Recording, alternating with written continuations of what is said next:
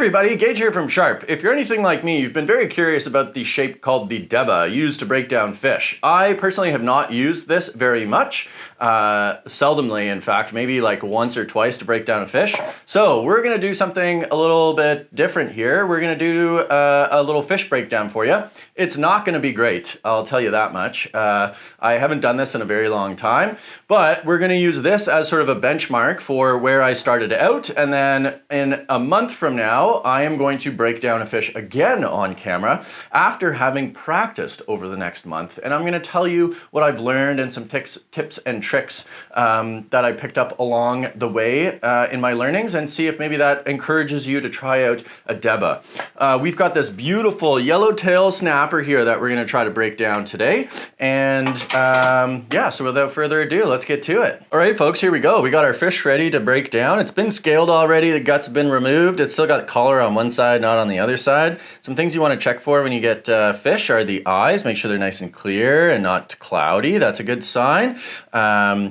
The smell, obviously, is another one. It shouldn't smell overly fishy. And then gills, you want to check, make sure gills look nice. This one has no gills, so that's not a great sign, but it passes the other two checks, so we're gonna give her here. First thing I notice is we've got like this collar here, so we're gonna cut right in between there. My first order of business here is gonna be to remove the head. So I'm gonna come right in here, cut right behind the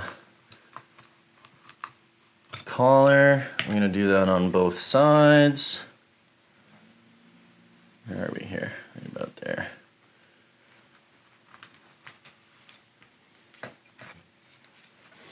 And then I've seen them do it in videos like this where they like just snap the head off. So see if I can make that happen too. I think, do I normally see them do a little like that on both sides?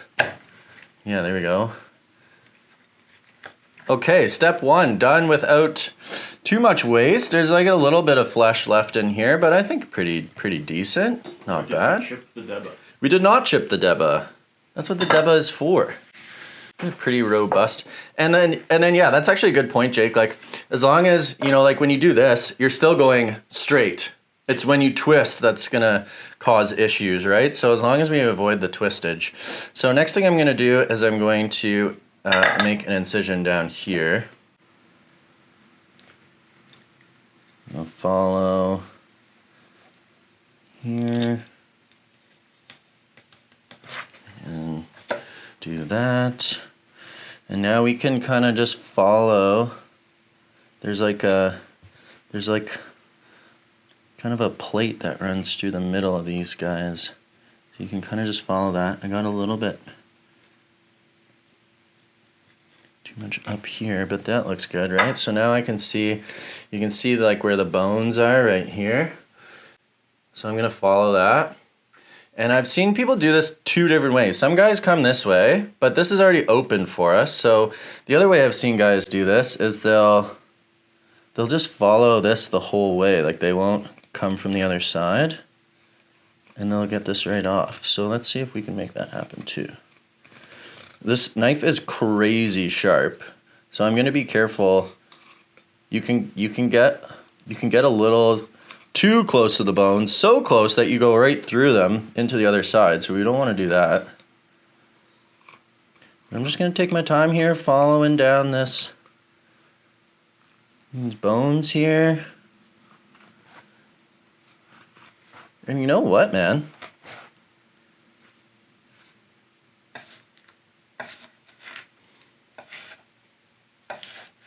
I can't be sure, but that was pretty good. I feel like that's pretty good, man. A lot of waste. Right? I don't feel really any waste here. I've got this like collar thing, but yeah, so maybe next time I'll see if I can get a little closer to this part here, but I feel like that's like a lot of bone in there too. I don't know. I feel like that's the belly from one side because it was only one Yeah. side. Yeah, there's like, I don't know, I took it off and there's like really not much in there. I'll probably just feed that to the dog. But there's one fillet. That looks nice, man. Okay, now this is the part, even on, I've done a lot of like butchery with like salmon and trout, and Those are, in my experience, much easier because you can just kind of go right down the spine.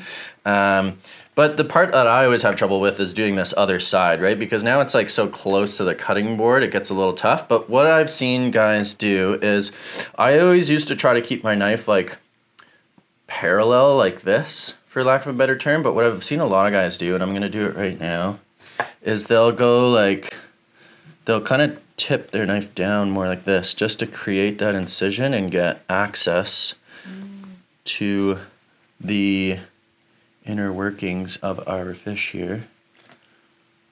Oh, that's another thing we're gonna do better next time is scale this bad boy a little bit better. We got this fish at Nations, which is a great grocery store here in Hamilton. Oh, and look, see, I've gone too far. Have I? At that part a little bit, but actually I'm pretty good over here. Look at that. Okay. Okay. I made a little oopsie. Made a little whoopsie daisy. But I think we're doing okay here. Yeah, and that was a game changer for me. That's the first time I've ever done that before. Like just been more like up and down here. And that seems to be a pretty good trick for me.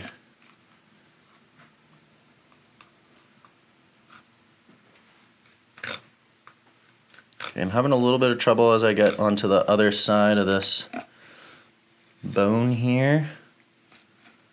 But I'm just going to keep taking my time.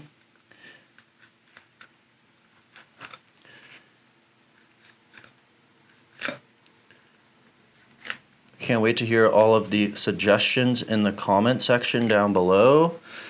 When we post this video, it's going to help me improve for next time. Yeah, and this is going relatively well, but obviously I'm real slow. Real slow. Having a really good understanding of the anatomy is really helpful, obviously. Like, you know where the bones are, where to go, where not to go.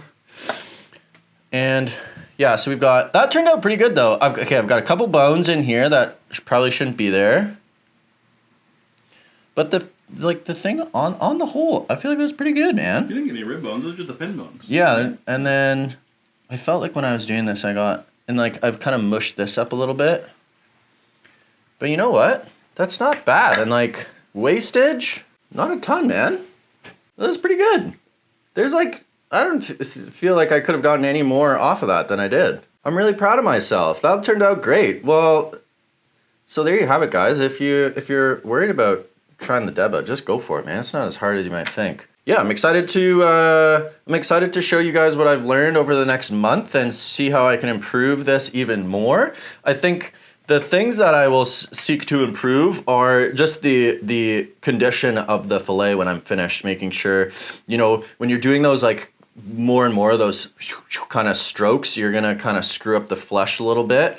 I'm gonna try to see if there's a way that I can make doing the second side a little easier. Maybe what I used to do with salmon is I would make that incision down the spine, but I would leave the fillet on so that when I flipped over to do the other side, you got more access to get into the other side. So maybe there's something I can do like that on this other side with these snapper. And then scaling. We need to scale this thing better next time because it really does make it hard to go through with the knife, those scales. So making sure you've scaled it properly is really important. You know, the guy at the grocery store did a relatively good job, but he's just trying to get me out of there. So, but yeah, all in all, I thought that went really well. And we'll see you in a month to see how much better I can do. Stay sharp.